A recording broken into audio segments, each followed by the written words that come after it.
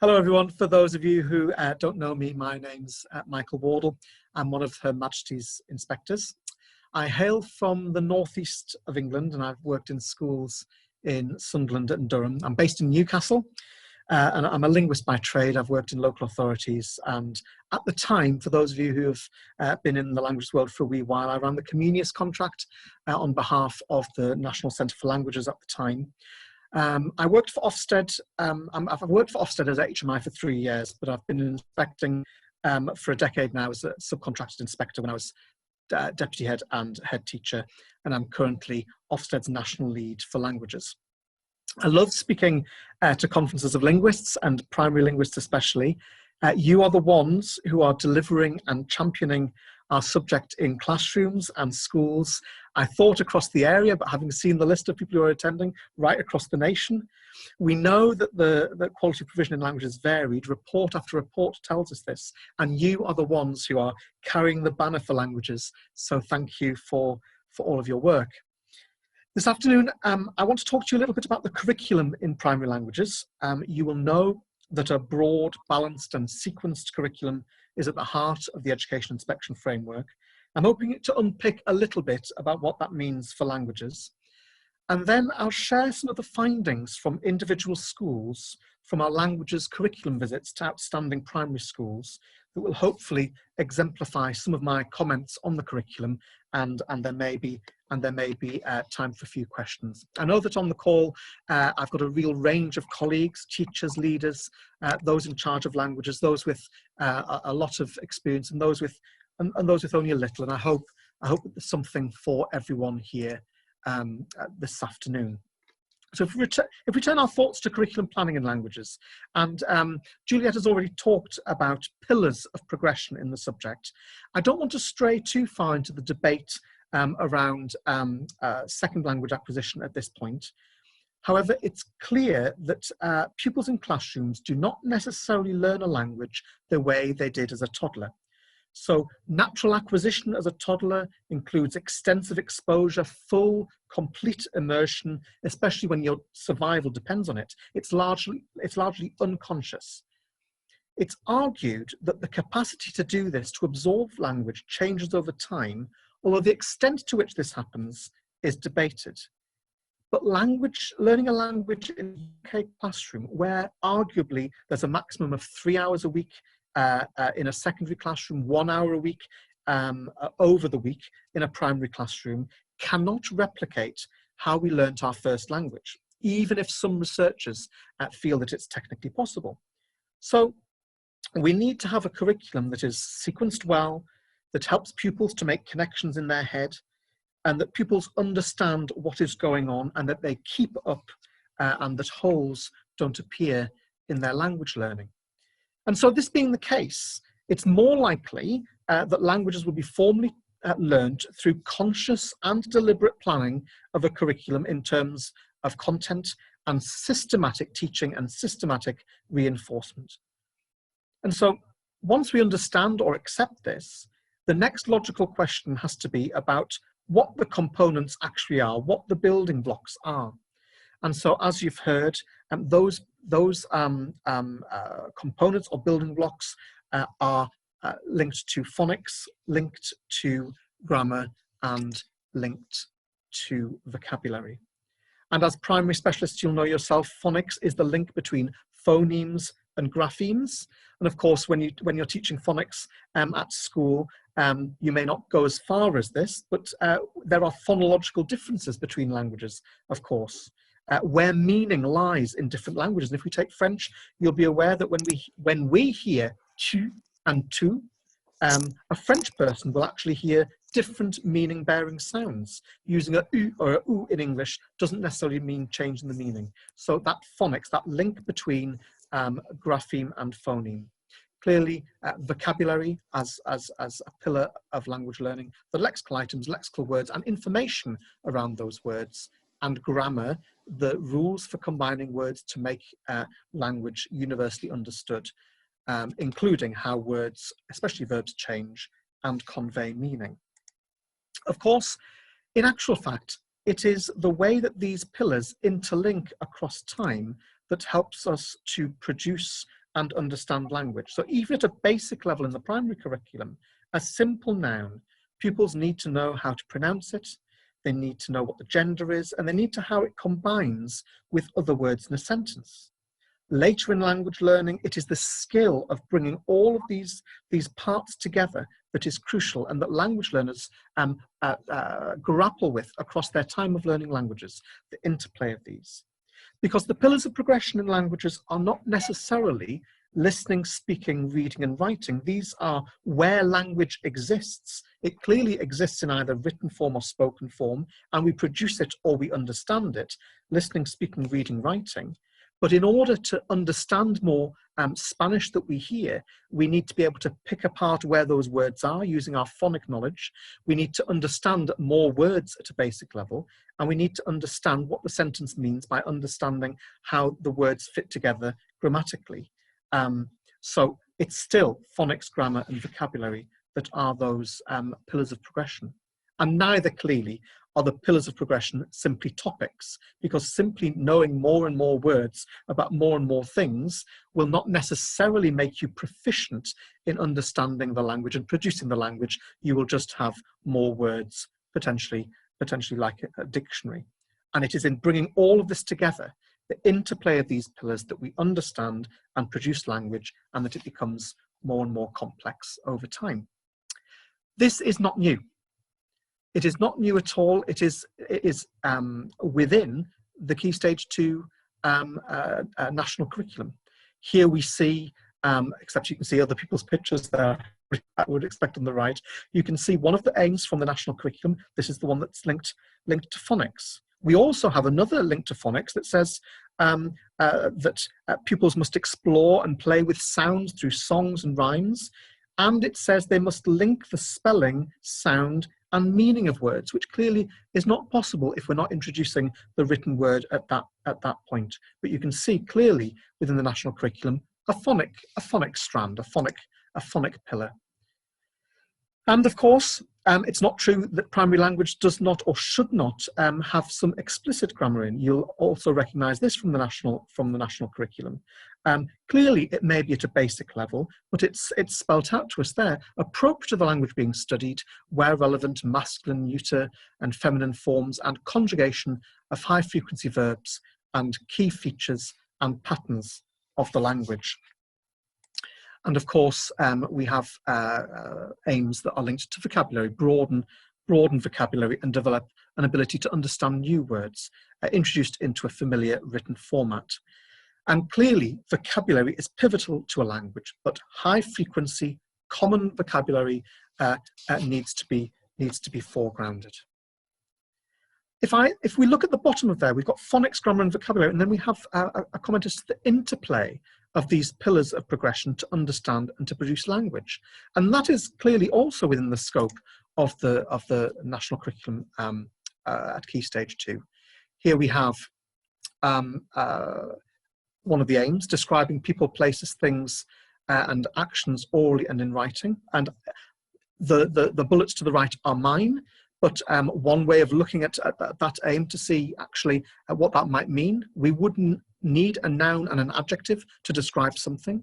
If we're describing other things, we need to move from first person to third person. We need phonic awareness, and we need to be able to combine words or sentences in order to make a simple paragraph. That's just logical, as we would have as taken from, as I'd said, the national curriculum. And one more there. The scope and coherence of the languages curriculum. Here, again, on the left-hand side, we have one of the aims of the national curriculum, and there I've pulled it apart. It's not Ofsted's version. It's one way of looking at how the building blocks for that. And so we would need to use question forms, perhaps to be able to give opinions. We'd have adjectives and intensifiers, and we'd be developing a level of spontaneity rather than simple rehearsed question and answer exchanges. Because as primary specialists, this is the case for all aspects of the curriculum.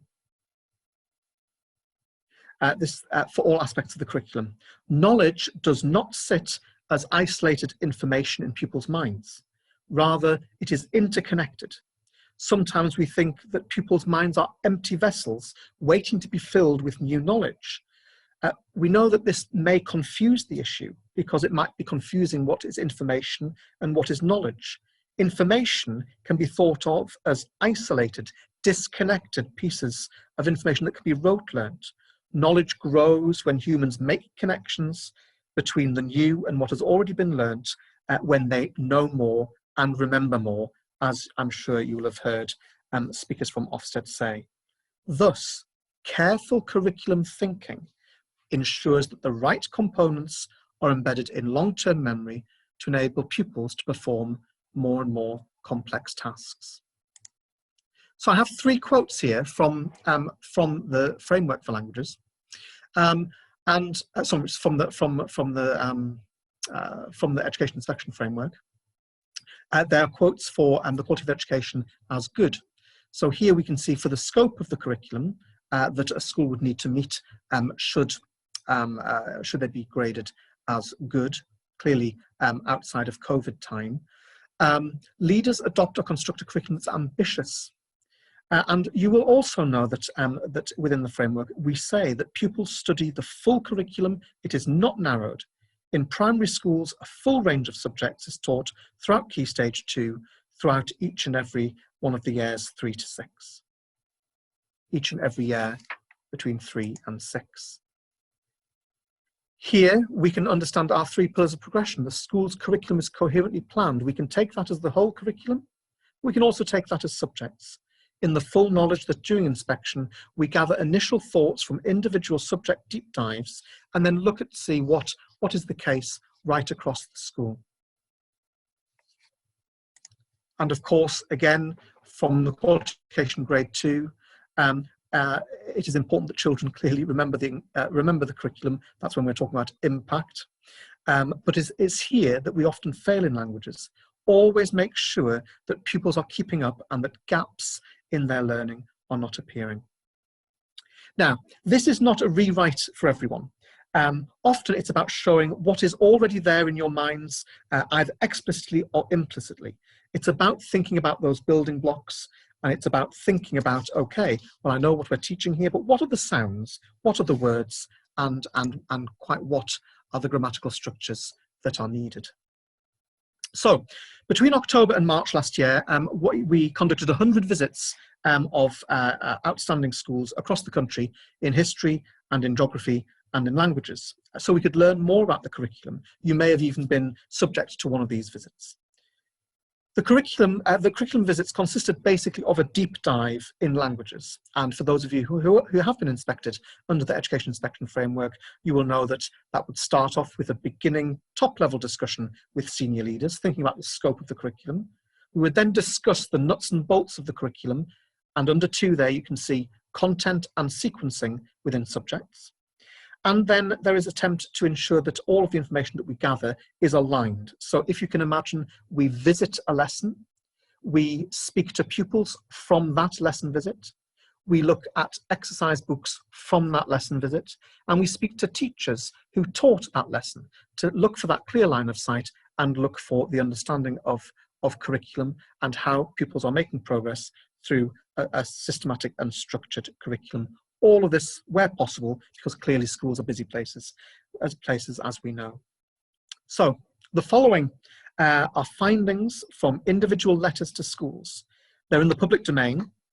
However, I can only comment on these individual cases at this point. It's not a statement about languages nationally, but it may help you to reflect on your own school and to see where you can tweak the curriculum for the benefit of your pupils. It is a non-representative national sample that was taken at random, and we visited many lessons in French and Spanish. You may have guessed this, but we also visited lessons through this random sample where Latin was being taught, where German was being taught, where Mandarin was being taught, and also where modern Hebrew was being taught. And so I'll look at this quickly with you through 2 lenses. One, those lenses of those pillars of progression, phonics, grammar and vocabulary, and also the lens looking through the education framework itself when we're looking at the scope of the curriculum, big picture curriculum, the sequencing of the curriculum, and whether pupils remembered the curriculum on those visits. So, some comments that hopefully will help you to reflect on your own practice. And these, as I'd said, are from inspections and are in the public domain.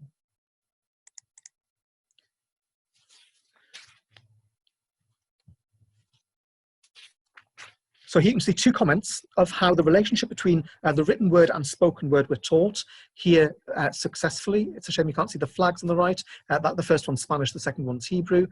In the first example, pupils were taught to understand the links between the sound spelling links. It was done systematically. In the Hebrew lessons, it was the case that simple phonics and letter recognition were well covered in reception and key stage 2.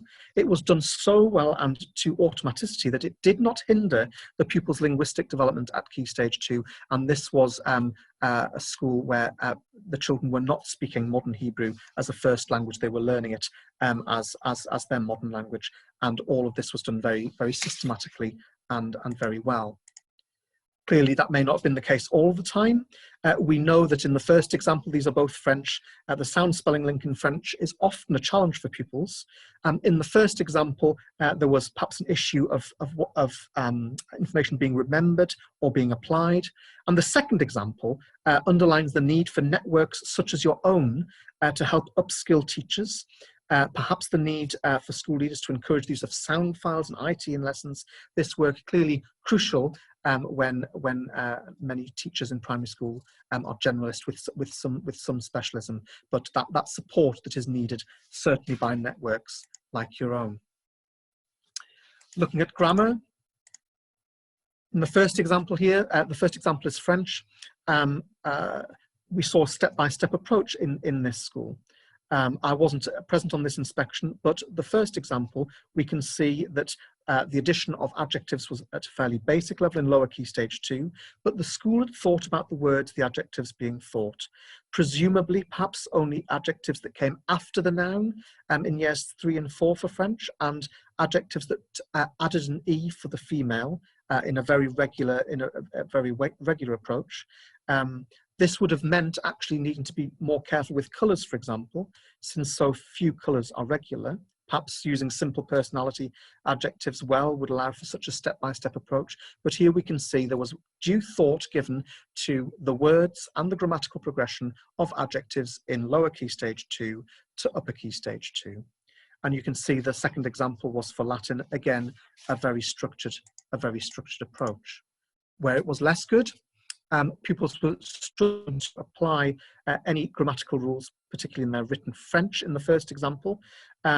These examples may indicate that language was only being taught through rehearsed question and answer and little generation of simple language by the pupils themselves. There's clearly a role for rehearsing question and answer within languages lesson, bringing a confidence and ability to express themselves, but we do want pupils to be able to say what they want, in which case they will need to be able to piece some words together in a sentence and bring those pillars of phonics, grammar and vocabulary together.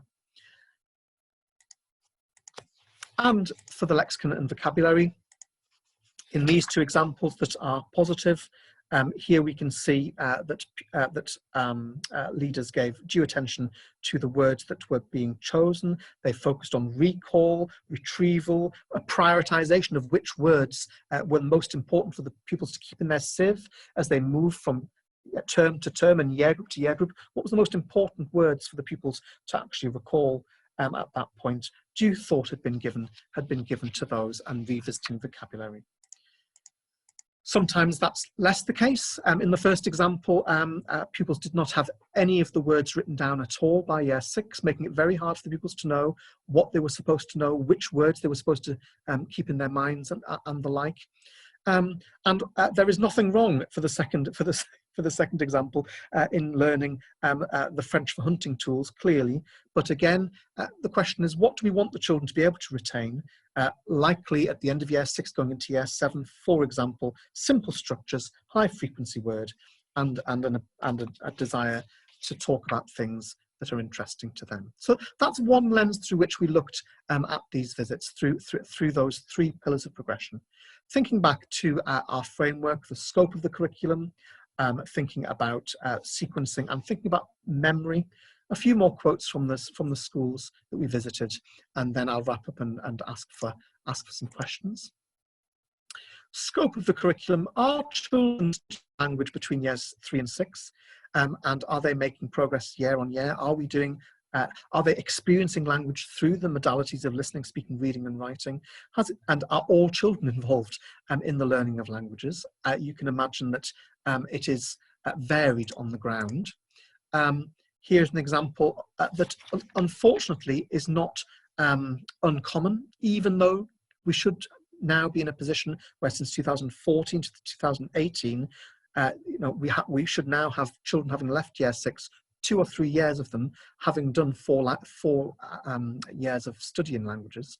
But here we can see stopping and starting and restarting from scratch, and restarting the year 3 scheme from scratch, which does occur. And clearly it is sensible, if there's been an issue in language learning, that children start from the beginning, because otherwise there will be gaps in their learning. But I would have expected at this point that more schools would be in the position of having taught languages at primary for 4 years. Another 2 comments about the scope of curriculum that we found. There are several schools that change languages across the key stage. Just being careful that if that is the case, are children matching or reaching a level of language commensurate with that which is expected in the national curriculum? You do not have to follow the national curriculum, but something equal in breadth and depth. Were they able to do that in the first bullet point? And of course, if we're only looking at speaking and only looking at listening, we are actually not matching the scope of the national curriculum as written. Thinking about the sequencing of the curriculum, 2 strong examples: they were Latin and Mandarin. Pupils moving on in a very systematic way in the Latin lesson, and the Mandarin lesson that you can see there, possibly due to the complexity of the language, vocabulary and structures introduced gradually, practiced so they're easily recalled by pupils, limited in number, doing more with less, and ensuring that they are staying in pupils' long-term memory. In other examples, how do I go back?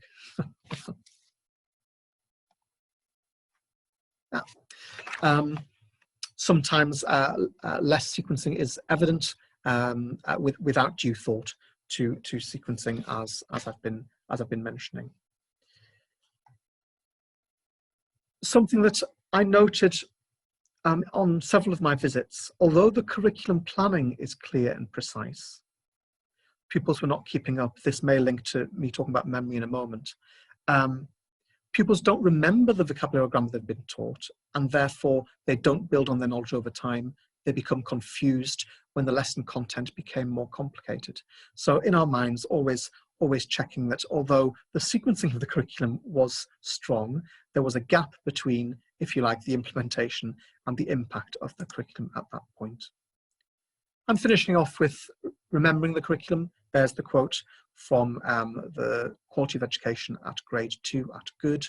Over the course of study, teaching is designed to help pupils to remember long-term the content and to integrate new knowledge into larger ideas, as I'd covered at the beginning of my short presentation here.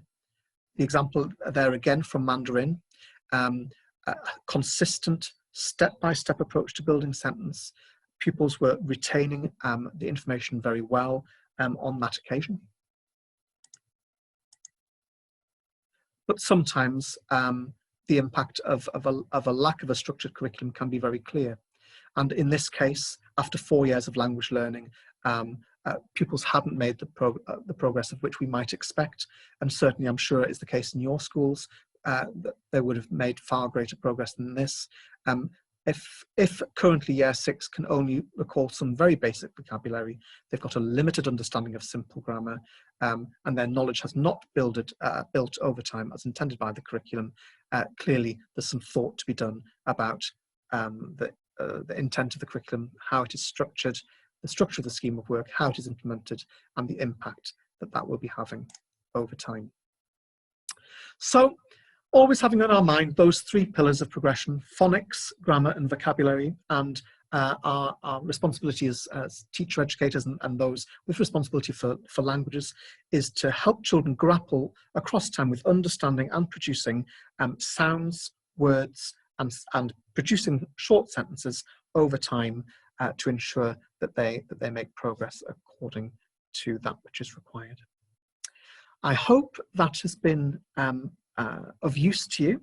As I'd said, my experience is that this is not a requiring of a rewrite. When I do ask colleagues on the ground, they say, well, of course, we cover these parts of grammar. Of course we do this.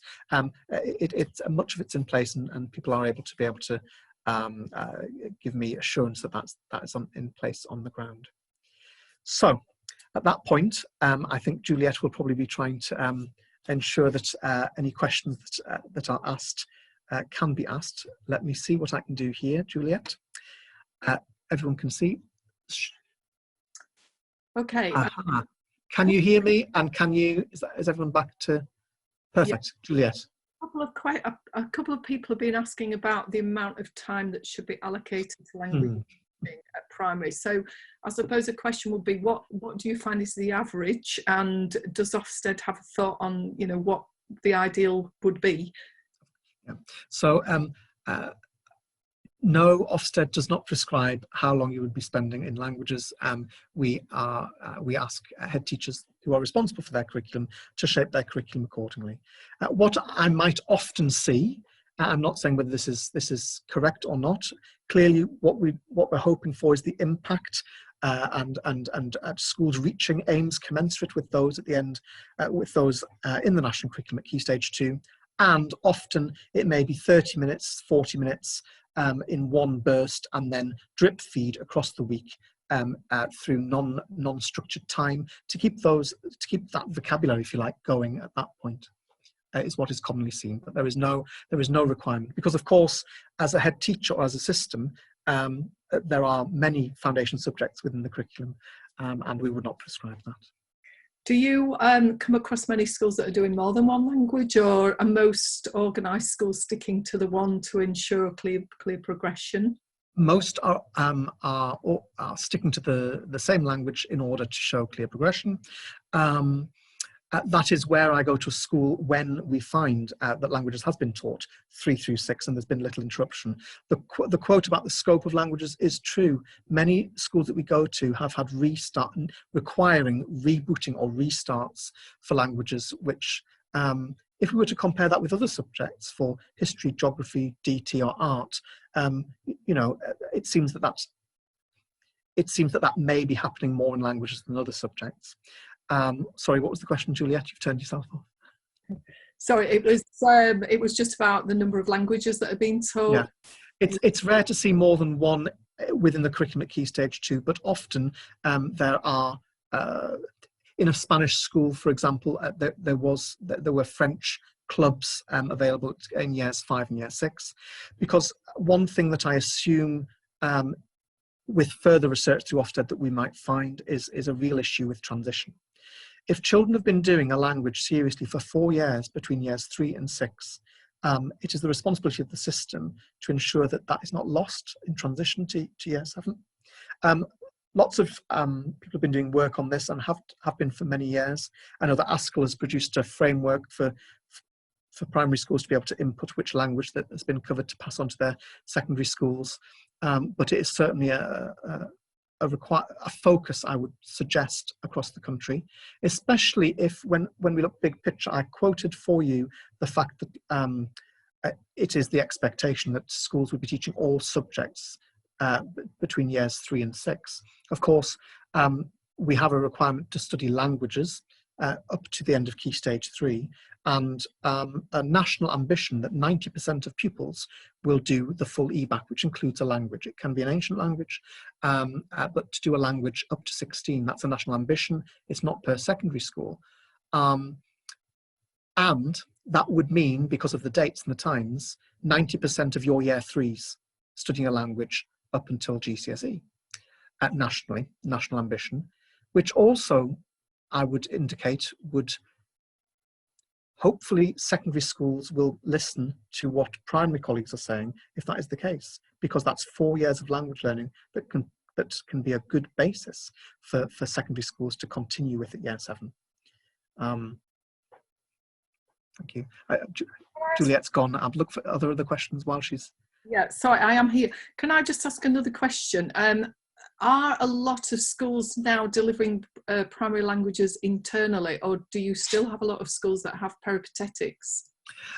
Now, I haven't got the answer to that, but one thing I would encourage colleagues to look at is language trends, as is published by the British Council. They have completed that in 2020. It has been interrupted somewhat by COVID, but the 2019 one is interesting also, and it indicates that it is a split picture.